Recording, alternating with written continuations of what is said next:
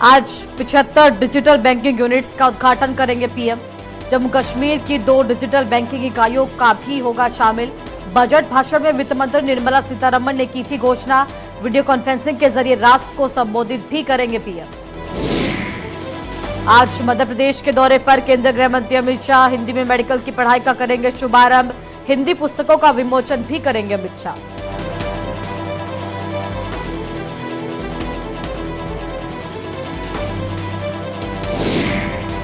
आज एटा का दौरा करेंगे सीएम योगी आदित्यनाथ। 419 करोड़ की योजनाओं का करेंगे शिलान्यास और लोकार्पण।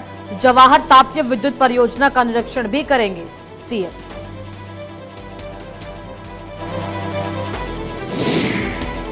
पंजाब के पूर्व मंत्री सुंदर श्याम अरोड़ा गिरफ्तार। घूस ऑफर करने के आरोप में हुई गिरफ्तारी। 50 लाख की घूस ऑफर करने का आरोप विजिलेंस की टीम ने किया गिरफ्तार।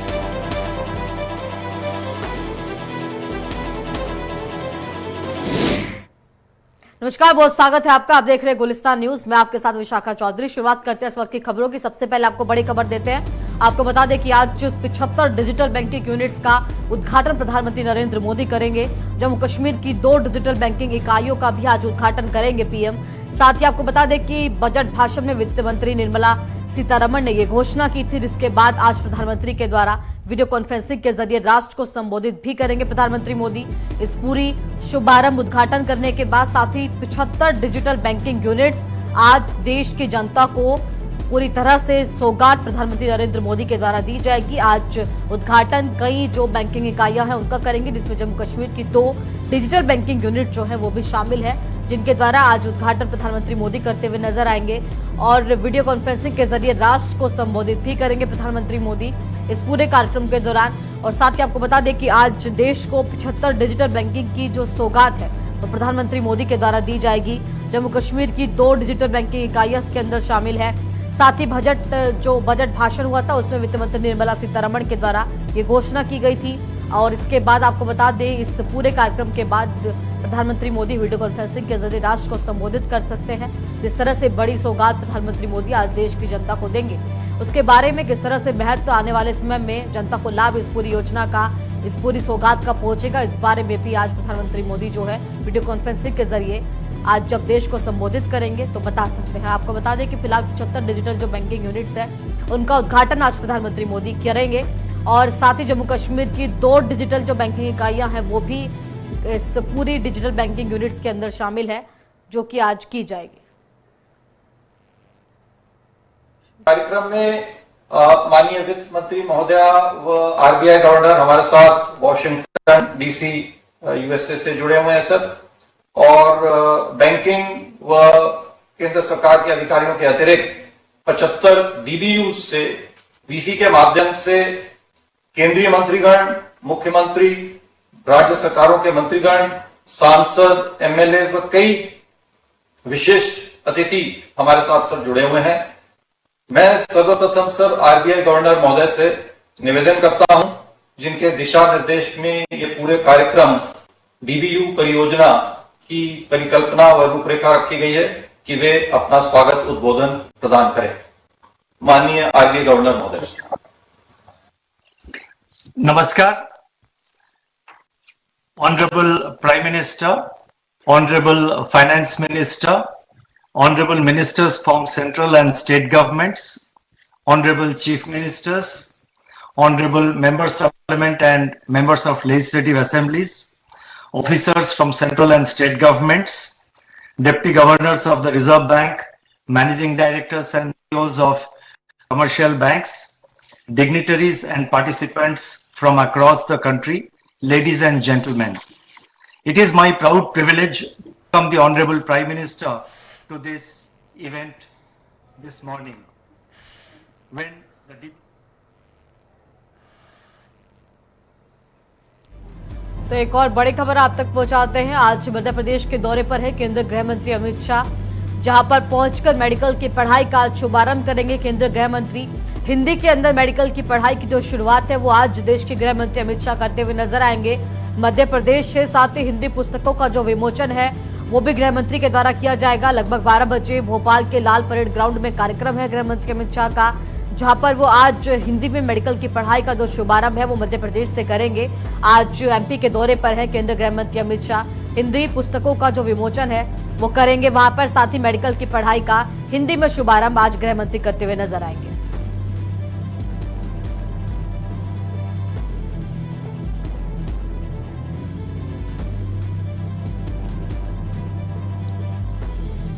और इसी खबर पर ज्यादा जानकारी के साथ सुभाष श्रीवास्तव मेरे साथ जुड़ गए हैं। तो फिलहाल किस तरह से आज जो दौरा है वो मध्य प्रदेश का रहने वाला है, केंद्रीय गृह मंत्री अमित शाह का मेडिकल की पढ़ाई का हिंदी में आज शुभारंभ गृह मंत्री करते हुए नजर आएंगे, और क्या कुछ कार्यक्रम में खास रहेगा? जी पिछा का देखा जाए तो मध्य प्रदेश के इतिहास में, बल्कि देश के इतिहास में जो शुरुआत हो रही है वो निश्चित तौर पर आगे जाकर के जो है मेडिकल के जो छात्र हैं वो हिंदी में अब पढ़ाई करेंगे, जिसकी शुरुआत इस पाठ्यक्रम से होगी। यानी कि पहला सिलेबस जो होगा हिंदी का वो इस वर्ष से ही शुरू हो जाएगा, जिसका आज उद्घाटन जो है तो गृह मंत्री अमित शाह करने जा रहे हैं। और इसके अलावा कुछ जो पुस्तकें हैं जिनको इंग्लिश से कन्वर्ट करके हिंदी में किया गया है उस पाठ्यक्रम की, उन पुस्तकों का विमोचन भी केंद्रीय गृह मंत्री अमित शाह करने जा रहे हैं। ये कार्यक्रम लगभग 12 बजे जो है तो भोपाल के लाल परेड ग्राउंड में जो है प्रारंभ होगा, जिसमें कि मुख्य अतिथि केंद्रीय गृह मंत्री अमित शाह होंगे। साथ ही साथ मध्य प्रदेश के मुख्यमंत्री शिवराज सिंह चौहान भी रहेंगे, और जो मध्य प्रदेश के चिकित्सा शिक्षा मंत्री हैं विश्वास कैलाश सारंग, वो भी इस कार्यक्रम में मुख्य रूप से उपस्थित रहेंगे। तो निश्चित तौर पर मध्य प्रदेश के साथ साथ देश को भी एक ऐसी जो है तो सौगात आज केंद्रीय गृह मंत्री दे रहे हैं, जिसमें कि अभी तक के जो छात्र हैं मेडिकल के वो इंग्लिश में पढ़ाई करते थे, लेकिन आने वाले समय में मध्य प्रदेश के पाठ्यक्रम में हिंदी में वो पढ़ाई करते हुए नजर आएंगे। जी विशाखा। तो क्या लगता है जिस तरह से अब मेडिकल के क्षेत्र में कहीं ना कहीं क्रांतिकारी बदलाव इस पूरे फैसले के बाद केंद्र सरकार के हो सकता है, और कहीं ना कहीं जब देश की राष्ट्रभाषा के अंदर जो पढ़ाई है मेडिकल छात्र हिंदी के अंदर करते हुए नजर आएंगे, तो कहीं ना कहीं मेडिकल के क्षेत्र में और अधिक जो शिक्षा व्यवस्था है हमारी वो मजबूत नजर आएगी आने वाले दिनों में? जी हाँ, हिंदी को मुख्य रूप से मजबूती देने के लिए, ताकि हिंदी जो मातृभाषा है और राष्ट्रभाषा है उस पर जो है मध्य प्रदेश में सर्वाधिक जोर दिया जा रहा है, क्योंकि मध्य प्रदेश के अंदर यदि देखा जाए तो मुख्य रूप से हिंदी ही प्रचलित भाषा है। हालांकि कुछ छोटी मोटी भाषाएं, गोंडी है, अन्य भाषाएं हैं, लेकिन यदि देखा जाए तो मध्य प्रदेश की जो मूल भाषा है वो हिंदी है, और इसकी शुरुआत यदि मध्य प्रदेश से हो रही है और जो कि भारत की मातृभाषा है, तो निश्चित तौर पर इसके बहुत अच्छे जो है तो असर नजर आएंगे आने वाले समय में। जी तो कहीं ना कहीं बिल्कुल आज जब केंद्रीय गृह मंत्री अमित शाह पहुंचेंगे मध्य प्रदेश और वहां से मेडिकल की जो पढ़ाई है उसकी हिंदी में शुभारंभ आज किया जाएगा। कई पुस्तकों को आप बता रहे हैं कि जिनका विमोचन आज गृह मंत्री करते हुए नजर आएंगे। क्या कुछ मध्य प्रदेश के युवाओं का भी कहना है जो कि मेडिकल, जाहिर तौर पर जो मेडिकल पढ़ाई करने का कहीं ना कहीं सपना रखते हैं, या फिर इस बार जब वो हिंदी माध्यम से प्रवेश लेंगे तो क्या कुछ इस केंद्र सरकार के फैसले का रिएक्शन छात्रों में नजर आ रहा है? जी देखा जाए तो मिलीजुली प्रतिक्रिया जो है तो जो मेडिकल के छात्र हैं और अन्य छात्र जिनसे हमारी बात हुई उनकी मिलीजुली प्रतिक्रिया सामने आई, क्योंकि हिंदी जो मातृभाषा है निश्चित तौर पर कहीं ना कहीं देश के और प्रदेश के जो जनमानस है उसके पटल में बसा हुआ है। तो हिंदी का तो सम्मान है ही है, साथ ही साथ यदि इंटरनेशनल लेवल पर देखा जाए तो अंग्रेजी का भी कहीं ना कहीं महत्व है। तो इसमें एक और जो कुछ सवालात थे कि सबसे बड़ी बात ये होगी कि कहीं जो विदेशों में जो इलाज करवाए जाते हैं जिनका प्रिस्क्रिप्शन वो हिंदी में लिखेंगे और उसके बाद में उनको विदेशों में भेजेंगे, तो क्या इसकी जो है तो वहां विदेशों में भी उतनी ही जो है हिंदी के लोग होंगे जो कि इसको ट्रांसलेट करके और फिर तरीके से उसका इलाज कर सकें? क्योंकि कहीं ना कहीं जो कुछ डिफिकल्ट ऐसी बीमारियां होती है जिनका इलाज विदेशों में या विदेशों से जो विदेशों में बैठे हुए जो विशेषज्ञ हैं उनसे मदद लेने के लिए की जाती है। तो ऐसे में जो हिंदी पढ़ने वाले पाठ्यक्रम में जो छात्र रहेंगे वो यदि प्रिस्क्रिप्शन यदि हिंदी में लिखेंगे तो क्या फॉरेन तक पहुंचने में, क्योंकि इंटरनेशनल लैंग्वेज के रूप में यदि स्थापित हुई है तो अंग्रेजी हुई है, तो इसकी जो है तो हिंदी के जो छात्र हैं उनका कहना यह भी रहेगा कि जो अन्य देशों में है तो उनके जो हिंदी के प्रिस्क्रिप्शन है कि क्या वे उनका उत्तर समय पर उनको मिल पाएगा? तो ये भी कहीं ना कहीं एक प्रश्न हमारे सामने नजर आया है। जी विशाखा। चलिए देखना होगा जिस तरह से आज केंद्रीय गृह मंत्री अमित शाह का मध्य प्रदेश का दौरा है और मेडिकल की जो पढ़ाई आज उससे हिंदी की शुरुआत मध्य प्रदेश से होती हुई नजर आएगी। क्या कुछ इसके बाद कार्यक्रम में रहता है वो देखना होगा। जाहिर तौर पर एक और बड़ी खबर आप तक फिलहाल पहुंचाते हैं। पंजाब के पूर्व मंत्री सुंदर श्याम अरोड़ा गिरफ्तार किए गए हैं। घूस ऑफर करने के आरोप में गिरफ्तारी हुई है और आपको बता दें कि 50 लाख की घूस ऑफर करने का आरोप उन पर लगा है, जिसके बाद विजिलेंस की टीम ने गिरफ्तार उनको किया है। पंजाब के पूर्व मंत्री हैं सुंदर श्याम अरोड़ा, जिनकी गिरफ्तारी हुई है विजिलेंस विभाग के द्वारा। साथ ही गिरफ्तारी के पीछे आरोप 50 लाख की घूस ऑफर करने का है। घूस ऑफर करने के आरोप में गिरफ्तारी पंजाब के मंत्री की हुई है और आपको बता दें कि फिलहाल विजिलेंस की टीम ने उनको गिरफ्तार किया है। पंजाब के पूर्व मंत्री सुंदर श्याम अरोड़ा को 50 लाख की घूस ऑफर करने का आरोप उन पर लगाया गया है विजिलेंस विभाग के द्वारा। विजिलेंस टीम के द्वारा फिलहाल उनकी गिरफ्तारी की जा चुकी है। और इसी खबर पर ज्यादा जानकारी के साथ नवदीप मेरे साथ जुड़ गए। नवदीप, फिलहाल क्या कुछ इस पूरी गिरफ्तारी के पीछे कारण रहा है? 50 लाख की घूस ऑफर करने का जो आरोप है वो मंत्री पर लगा है और गिरफ्तारी हो चुकी है। इसके बाद क्या कुछ जो वहां पर स्थिति है वो बनी हुई है मंत्री की? देखिए, बिल्कुल सुंदर श्याम अरोड़ा जो कांग्रेस सरकार के समय वाणिज्य कॉमर्स मंत्री थे, उद्योग मंत्री थे, उनको गिरफ्तार किया गया है क्योंकि पिछले कई दिनों से विजिलेंस के पास उनके डिपार्टमेंट को लेकर जो शिकायतें आई थी उसकी जांच लगातार विजिलेंस कर रहा था और उसी के तहत जो था 2 से 3 बार सुंदर श्याम अरोड़ा विजिलेंस के सामने पेश हो चुके थे। उनको ऐसा लग रहा था, जो अभी विजिलेंस विभाग की तरफ से प्रेस कॉन्फ्रेंस की गई है, उनमें कहा कि सुंदर श्याम अरोड़ा को ऐसा लग रहा था कि शायद वो इस मामले में फंस जाएंगे, उनके खिलाफ सबूत है, आय से अधिक संपत्ति के मामले में उनको गिरफ्तार किया जा सकता है। तो उसी के चलते उन्होंने जो एआईजी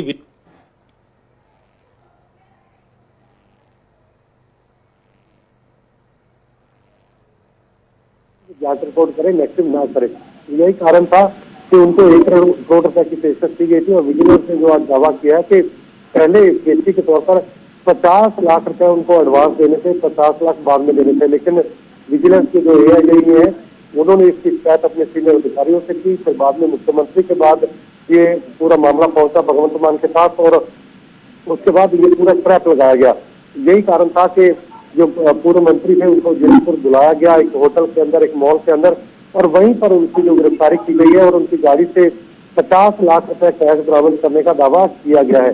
लेकिन अभी थोड़ी देर बाद उनको जो मोहाली जिला अदालत है उसको पेश किया जाएगा और जाहिर सी बात है और विजिलेंस इसका रिमांड मांगेगी और रिमांड मांगने के बाद जो है उनसे लगातार पूछताछ की जाएगी। तो हम ये कह सकते हैं कि खुद ही अपने जाल में सुंदर श्याम अरोड़ा जो फंसते हुए नजर आ रहे हैं। कुछ दिन पहले वो बीजेपी में शामिल हुए थे कैप्टन अमरिंदर सिंह के साथ। तो हम ये कह सकते हैं कि कांग्रेस के बाद अब पंजाब बीजेपी नेताओं के खिलाफ भी जो शिकंजा है वो यहाँ की मान सरकार ने कसना शुरू कर दिया है और जो पूर्व कांग्रेस के मंत्री थे और अभी जो बीजेपी के नेता थे पंजाब के अंदर, उनकी गिरफ्तारी जो है वो कहीं ना कहीं रिश्वत देने के मामले में, विजिलेंस अधिकारी को रिश्वत देने के मामले में उनकी गिरफ्तारी हो चुकी है।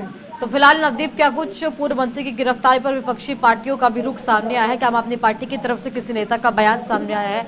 बीजेपी की तरफ से कहा गया है, क्योंकि जाहिर तौर पर देखिए इतनी बड़ी घूस लेने का आरोप मंत्री पर लगा है तो विपक्षी पार्टी इस मौके को कहीं छोड़ना नहीं चाहेंगे। देखिए, बिल्कुल, लेकिन कारण साफ है कि गिरफ्तारी जो हुई है देर रात को हुई है, तो ये गिरफ्तारी डाली गई। लेकिन अभी विपक्षी पार्टी, चाहे वो बीजेपी है चाहे वो कांग्रेस, इन तमाम मामले को देख रही है। ये जरूर कहा जा रहा है कि सरकार जो है सत्ता का दुरुपयोग कर रही है, जो जानबूझकर नेताओं को फंसाया जा रहा है। लेकिन क्योंकि 50 लाख रुपए बरामद किए गए, अब कोर्ट इसको कैसे लेता है कि वो पैसे क्यों आए थे, किसके लिए आए थे, तो क्या सचमुच ये ट्रैप जो था वो सही था या पार्टी की साजिश थी, सरकार की साजिश थी, ये तमाम चीजें कोर्ट में तय होंगी। लेकिन यही कारण है कि अब एविडेंस जो कोर्ट के अंदर रखे जाएंगे कि सुंदर श्याम अरोड़ा की गाड़ी से जो बरामद, अगर नकदी बरामद नहीं की जाती तो बात की जाती, लेकिन जो कैश बरामद किया गया, विजिलेंस ने दावा किया कि 50 लाख का कैश जो है उनकी गाड़ी से बरामद हुआ है, तो ये कहीं ना कहीं बड़ा एक एविडेंस है। लेकिन अब देखना होगा कोर्ट में कैसे ये रुख रखा जाता है। उसके बाद जो है क्योंकि तमाम पार्टियां जो है वो अलग अलग चीजों पर काम करेंगी। लेकिन हम ये कह सकते हैं कि पंजाब के अंदर जो बीजेपी नेताओं के खिलाफ पहले पंजाब कसने पर कहीं ना कहीं एक हिचकिचाहट थी, अब वो हिचकिचाहट दूर कर दी गई है और पहली बड़ी कार्रवाई सुंदर श्याम अरोड़ा के बाद हुई है।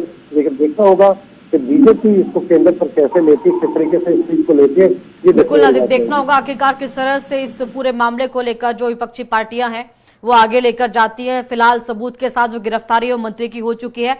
आगे बढ़ते हैं, बात गुजरात विधानसभा चुनाव को लेकर भी करते हैं। और आपको बता दें कि विधानसभा चुनाव गुजरात का और भी अधिक दिलचस्प हो गया, क्योंकि अब केजरीवाल की एंट्री के बाद गुजरात के अंदर असाउद्दीन ओवैसी की भी एंट्री हो चुकी है। हैदराबाद मॉडल पर गुजरात में चुनाव प्रचार करने में इस समय असाउद्दीन ओवैसी की सक्रियता देखी जा रही है। एआईएम प्रमुख असाउद्दीन ओवैसी इस समय हैदराबाद के अंदर जो उनका सियासी कारवा है बिहार उत्तर प्रदेश के होते हुए अब गुजरात पहुंच गया है। ओवैसी खासतौर से उन इलाकों में फोकस कर रहे हैं जहां उनकी पार्टी ने 7 कॉर्पोरेटर जीते थे। और आइए आपको एक बार बता देते हैं कि आखिरकार ओवैसी का हैदराबाद मॉडल क्या है। तो ओवैसी का मिशन गुजरात जो है वो हैदराबाद मॉडल हम कहेंगे तो उसमें मुस्लिम पैरोकारी एक बड़ा मुद्दा ओवैसी की तरफ से रहेगा गुजरात विधानसभा चुनाव के अंदर, जिसको लेकर ओवैसी आगे बढ़ेंगे। दलित और पिछड़ा गठबंधन भी ओवैसी की एक जो प्रमुखता से इस मुद्दा है वो रहेगा गुजरात विधानसभा के अंदर। शिक्षा और इलाज, इसके बाद तीसरे नंबर पर जो हैदराबाद मॉडल हम कह सकते हैं, जिसमें कि असाउद्दीन ओवैसी अपने इन तीनों मुद्दों को आगे लेकर हैदराबाद मॉडल या गुजरात के अंदर कहीं ना कहीं सक्रिय नजर आएंगे। और एक और बड़ी खबर फिलहाल आप तक पहुंचाते हैं। आज उत्तर प्रदेश के अंदर एटा का दौरा सीएम योगी आदित्यनाथ करते हुए नजर आएंगे। 419 करोड़ की जो योजनाएं हैं उनका शिलान्यास करेंगे, लोकार्पण सीएम के द्वारा किया जाएगा, जिसमें जवाहर तापीय विद्युत परियोजना का निरीक्षण भी मुख्यमंत्री योगी आदित्यनाथ के द्वारा किया जाएगा। तो आज सीएम के दौरे को लेकर फिलहाल प्रशासन की तैयारियां पूरी हो चुकी है एटा के अंदर। और आज उत्तर प्रदेश के मुख्यमंत्री उत्तर प्रदेश के एटा में पहुंचेंगे, जहां पर वो पहुंचकर कई सारी जो विद्युत परियोजनाएं हैं उनका लोकार्पण, उनका उद्घाटन भी करते हुए नजर आएंगे। लगभग 419 करोड़ की योजनाएं बताया जा रहा है कि इस समय विद्युत परियोजनाएं बनकर तैयार हैं, जिनका आज शिलान्यास करते हुए नजर आएंगे सीएम। और इसी खबर पर ज्यादा जानकारी के साथ संवाददाता दिवाकर पांडे मेरे साथ जुड़ गए। तो दिवाकर, फिलहाल कैकुदाद एटा के अंदर जो कार्यक्रम है वो सीएम योगी के रहेंगे और 419 करोड़ की परियोजनाएं हैं, कितना लाभ जनता को इन परियोजनाओं का पहुंचेगा आने वाले समय में?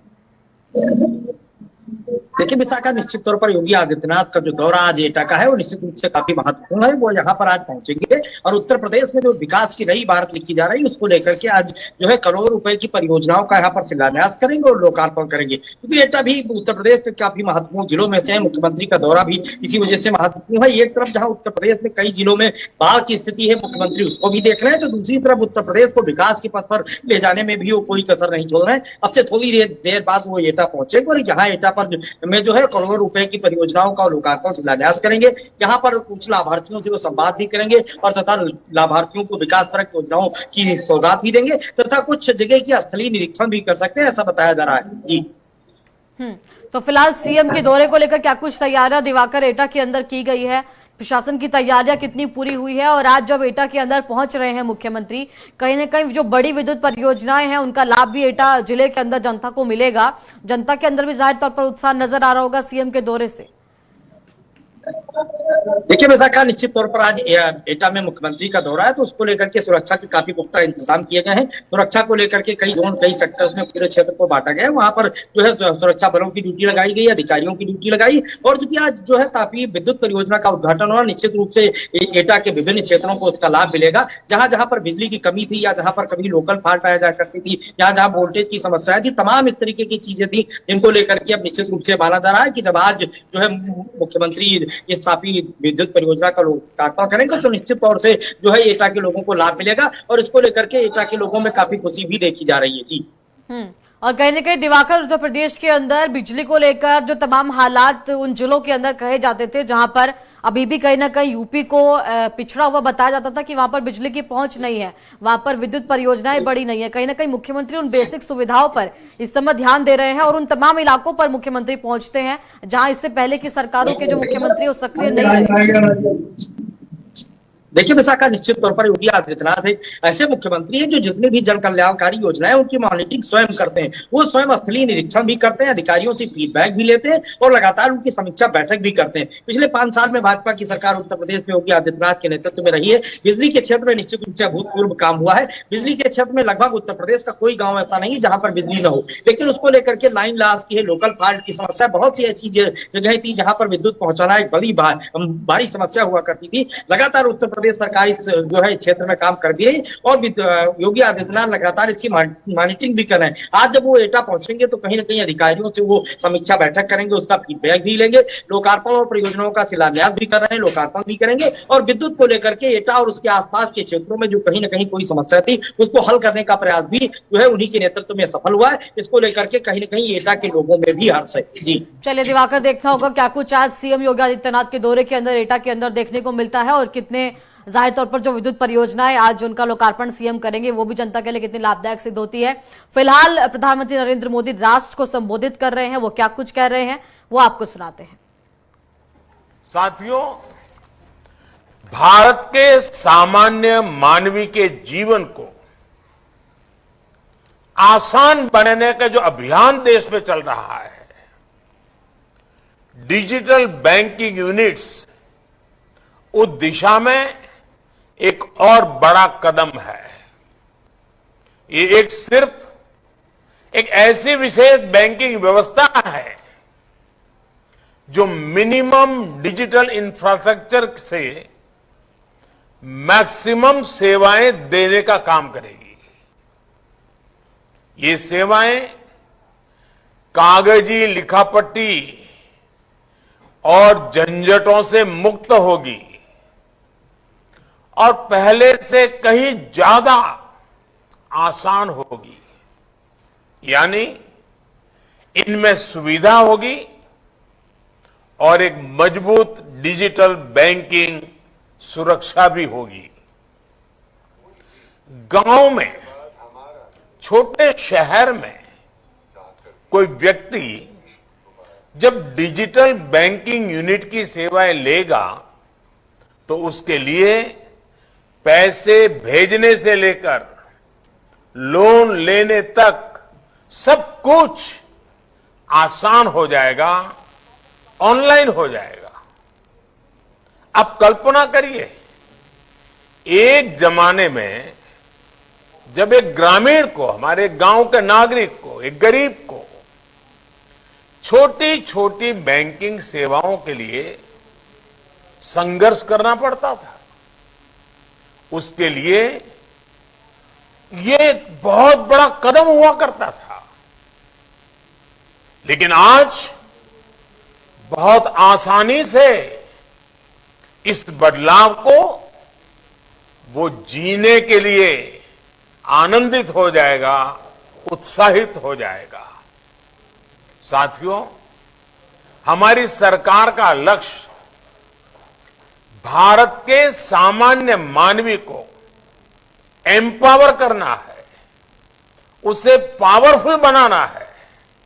इसलिए हमने समाज के अंतिम पायदान पर खड़े व्यक्ति को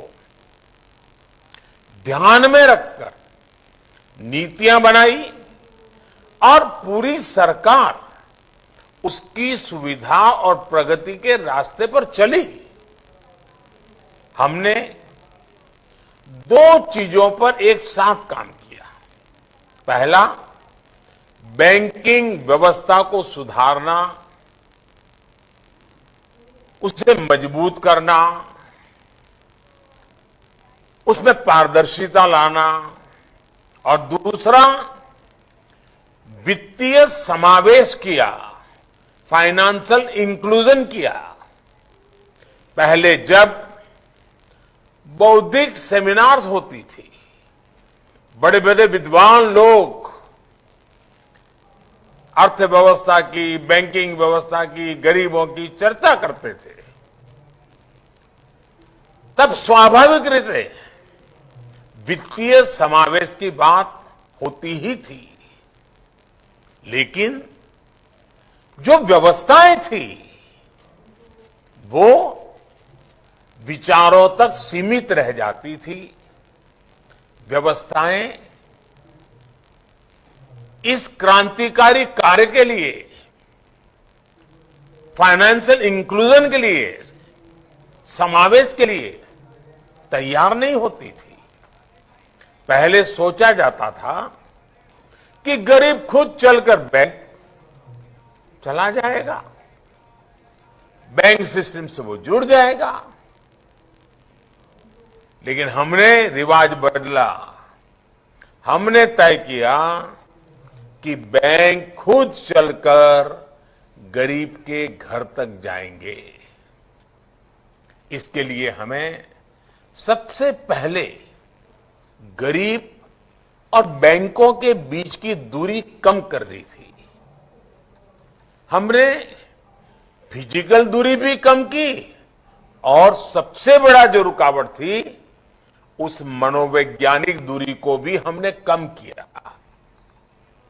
हमने बैंकिंग सेवाओं को दूर सुदूर में घर घर तक पहुंचाने को सर्वोच्च प्राथमिकता दी। आज भारत के 99% से ज्यादा गांवों में 5 किलोमीटर के भीतर कोई न कोई बैंक ब्रांच, बैंकिंग आउटलेट या बैंकिंग मित्र, बैंकिंग कॉरेस्पॉन्डेंट मौजूद है। इसके अलावा और फिलहाल के लिए खबरों में इतना ही। आगे की सभी खबरों के लिए आप देखते रहिएगा गुलिस्तान न्यूज। नमस्कार।